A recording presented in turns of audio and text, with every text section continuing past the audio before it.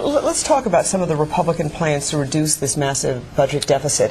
One of the main plan does involve changes to Medicare and Medicaid, and when people hear that, they get nervous.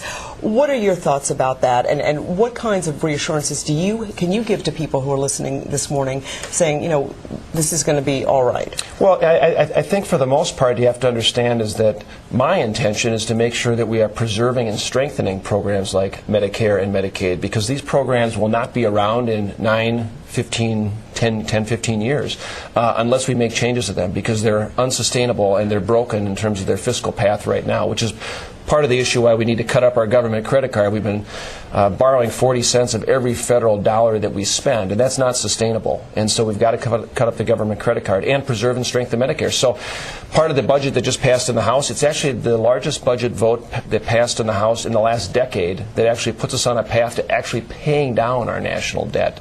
And so that's what's going to lead my 4 daughters and our children and our grandchildren for a future path to prosperity down the road. Seniors right now especially, I think, are concerned. Well, I think it's very important to point out that seniors that have planned for these programs, that have set aside their retirement savings, wanting to know that Medicare is going to be there, there are no changes for those seniors at all. Not at all. And that's an important component to make sure that they are comfortable with and they understand. But if you're young right now and you're planning for the future, we want to make sure that those folks are going to have Medicare down the road. And just like members of Congress or federal employees have, you can be able to go in and choose a benefit plan, might be Blue Cross Blue Shield.